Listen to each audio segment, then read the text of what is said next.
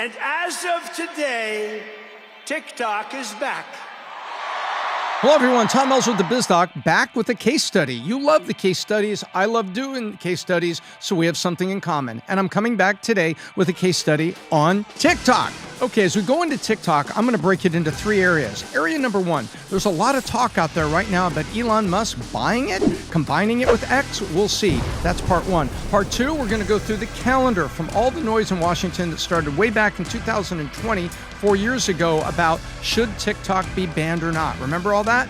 Part two, the calendar. We're going to dive in. And then part three, are they owned, controlled, influenced by China? What's the story? What do the facts say? Because words talk, numbers scream. We're going to dive into numbers and facts back on a Biz Doc case study on TikTok. Wow, yowza. Supposed to be Tito's and cranberry. Obviously, we're out of cranberry. Part one, Elon Musk.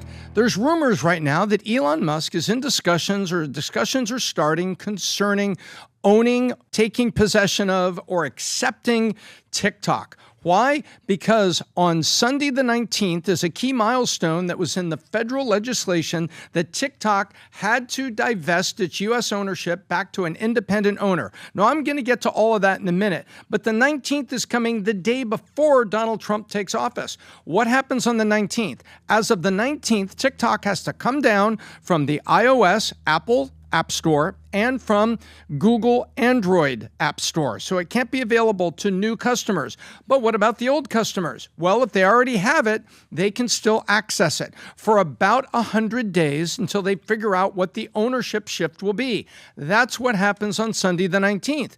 What happens on the 20th? Well, America's going to watch Trump inaugurated for his second term. At that point, over the next 48 hours, the Trump transition team has already said they have in excess of 100 executive orders that are going to come down. Is there an executive order in there waiting to be released concerning TikTok to give some time to determine what the ownership, or is there already a play for Elon Musk? Well, there's a lot of discussion on that.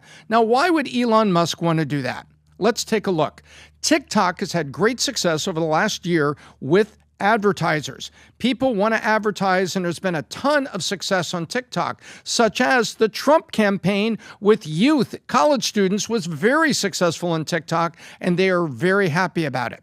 We got 1.8 billion views on TikTok. Trump got 2 billion views on TikTok. We got 5 times more views on TikTok than Kamala Harris. 5 times more. There's a couple reasons to see why Trump is not just saying, well, just let it go, let it be banned, let it happen. Trump has now said, maybe I don't want it. So why does Elon Musk? If Elon Musk puts TikTok and X together, it effectively gives him a two-sided monster that he can sell ads against that is similar to Facebook and Instagram. Why would he want that? I'll tell you why. Ford Motor Company or Toyota, they come up and says, hey, we want to advertise small economical cars to the youth on TikTok. And then they say, yeah, you can do that, but we'd like an 80-20 ad buy where some of the ads are on X.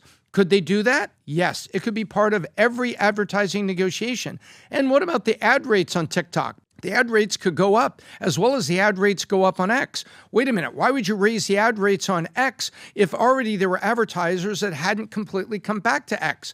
This is how. You corner the market and you have control over TikTok, and then you just tell the advertisers, this is a blended buy.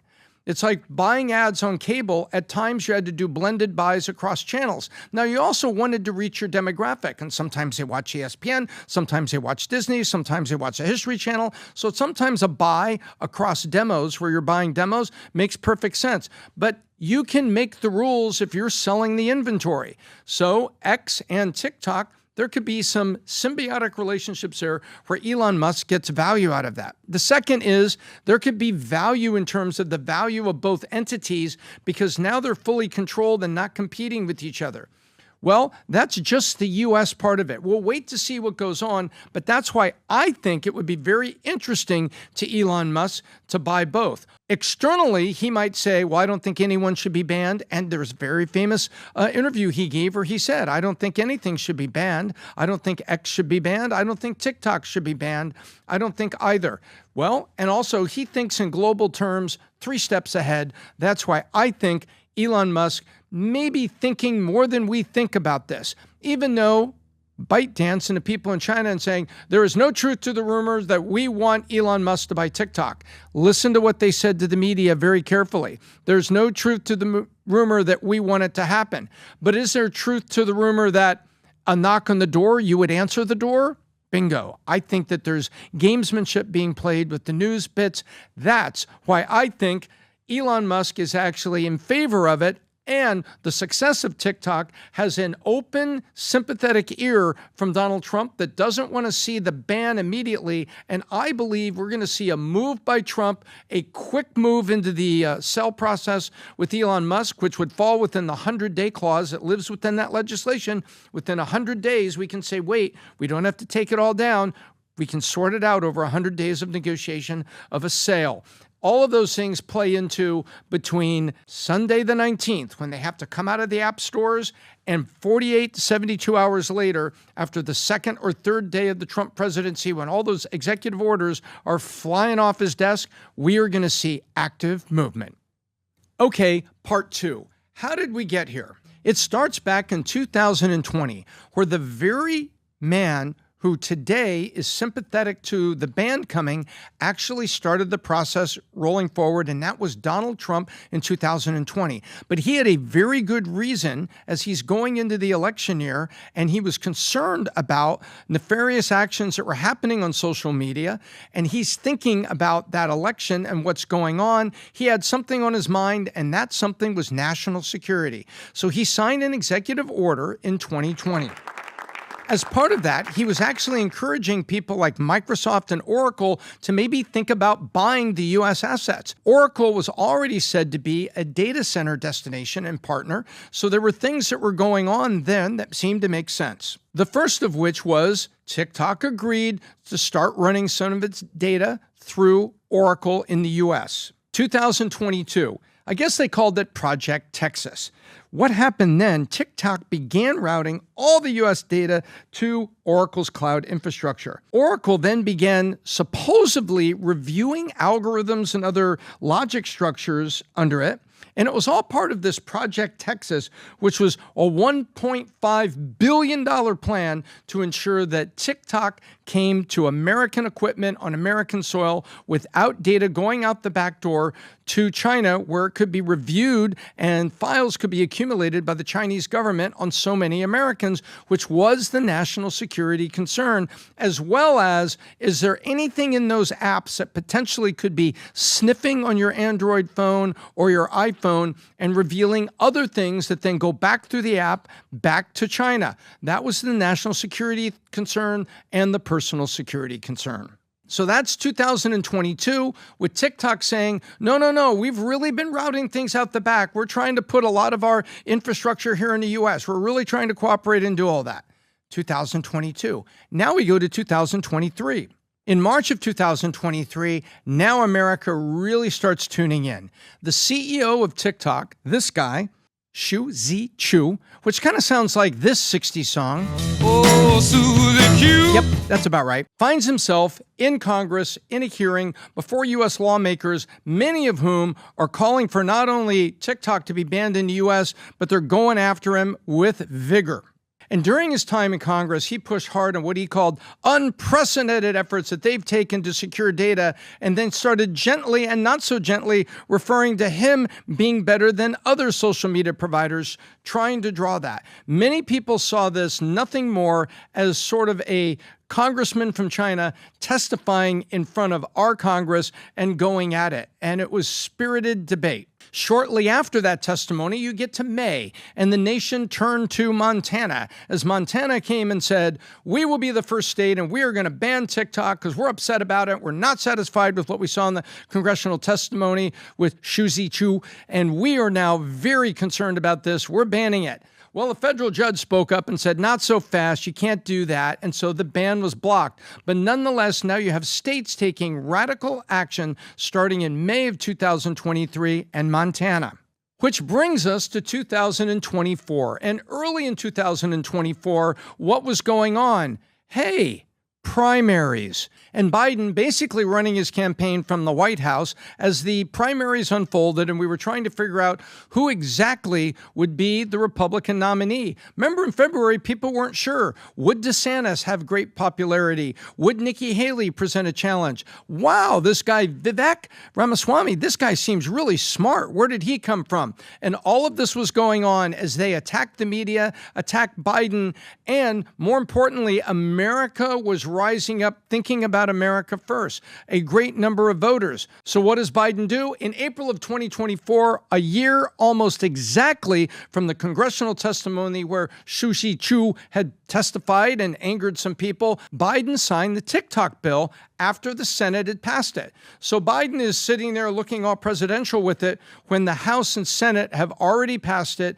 and we've gone a year of debate and people not being very happy with what they heard in the TikTok hearings. So whenever you get banned by the U.S., remember, we live in a democracy and you can sue. Well, in April, TikTok and ByteDance sued the U.S. federal government to challenge the law, saying it's unconstitutional for you to do this. Your own laws prohibit you from doing this. Needless to say, they had held hearings, House voted on it, Senate voted on it, Biden signed it. So it looks like they were going through the process, but nonetheless, there was ByteDance and TikTok saying it's unconstitutional. So these are basically foreign representatives from China who are running the company who are saying that. Well, the moral of the story is be careful who you piss off, because then in August of 2024, and now we're getting into the campaigns, we're getting into those big, the end of the primaries is here. Now we're in the national conventions. Now we've got Joe Biden writing a letter on non-White House letterhead that just says, I'm really tired. I think I'm going to get out of here.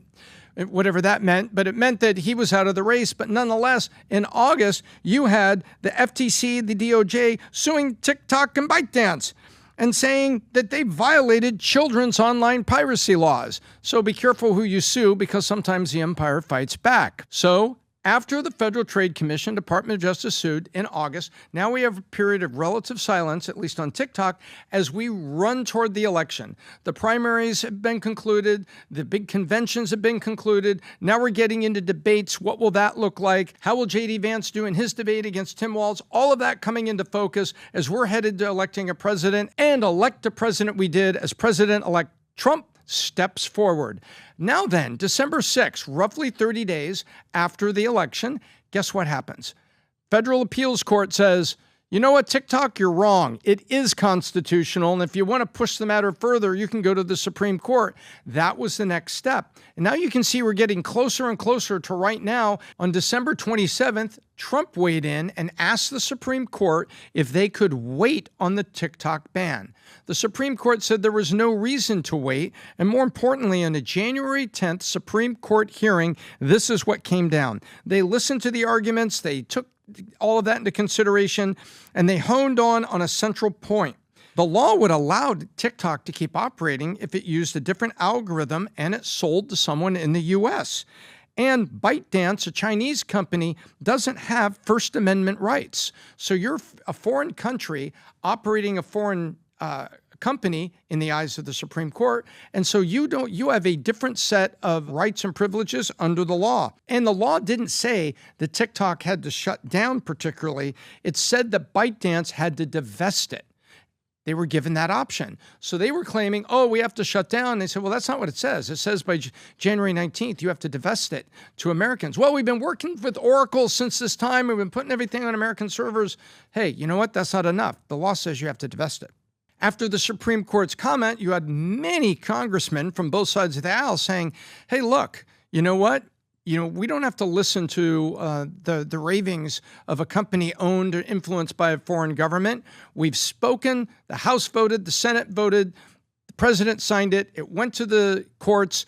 Federal Court of Appeals judges said, hey, nothing problem here. This doesn't violate anything. Goes to the Supreme Court, and the Supreme Court, it says it can proceed, even though Trump was saying, hey, could we wait? Can we put this off for a little bit? But basically, it came down to one thing. The United States government investigated and felt like there was cause to be concerned about personal security and national security. Let the United States of America own 50% of TikTok. I'm approving on behalf of the United States. Now, let's dive in to part 3. Is TikTok really controlled by China? Well, consider this structure. Are they technically operated in China? No, but check out how it leads back there. And this teaches you a lot about international business.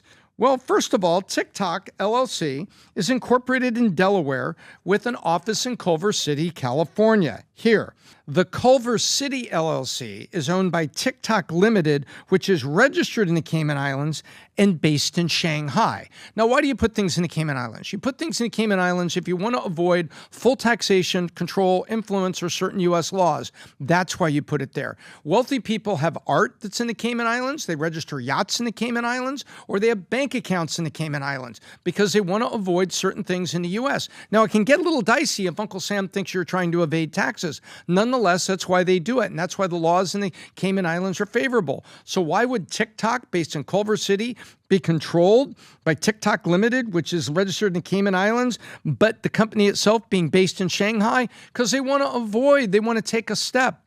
Well, okay, well now tell me what's the next step. Well, that firm, TikTok Limited, is ultimately owned by ByteDance Limited, which is incorporated in where? The Cayman Islands, but headquartered in Beijing. So look at the 3 steps we get, and now we're in Beijing where TikTok is. The control, the ownership line is very clear. Now, in front of Congress, Chu said, well, it's only 60% this or 40% that because we have international investors. Yeah, those are the investors, but where's the ownership and point of control? It's Beijing. Now, this is where it gets very, very interesting. In China, they have laws that require you, as a Chinese company, to give a golden share of your company to the Chinese government. That's right. The government owns one of what's called golden shares. You can Google that and find out what are Chinese company golden shares. Well, once the Chinese government has a golden share in your company, it gives them a de facto measure of ownership and control. And by the way, it doesn't matter how many shares they have, because if the CCP talks, boards and CEOs listen. When Chu was in front of Congress, he said the golden shares did exist. He admitted it, pressured under questioning, but he said, oh, it's just an internet licensing thing. No one believed him. That's part of the reason that right after that, the bill picked up speed, the law, that is, that was being built and passed ultimately by the federal government, picked up speed, and why Montana picked up speed and said, I've had enough of this. We're going to ban it here in Montana, which was subsequently overturned. But all of these things that Chu testified, it did not go well, and it did nothing to take people off the trail that said, listen, ByteDance is a Chinese company controlled by the CCP through multiple layers here. Our data, we fear that the data is going out the back door. So regardless of all this, we believe a ban should be in place. Now, that's just the shares. Then comes this part, which was hysterical in TikTok's ability to deny.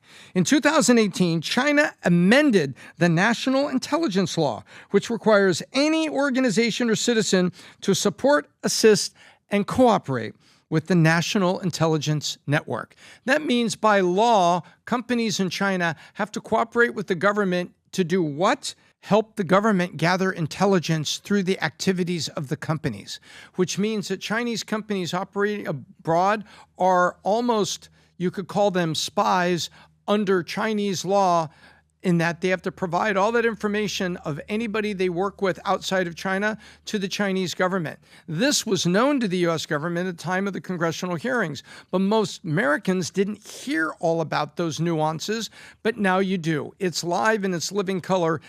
If you're a Chinese company, your golden shares are owned by the government, and under the 2018 law, you're legally required to basically spy. Can Beijing, CCP, present the sale of TikTok? Well, yes, they can.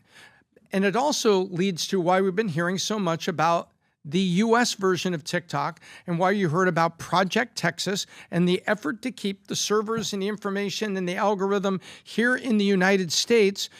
So if there was a sale, it would only be the U.S. version of it.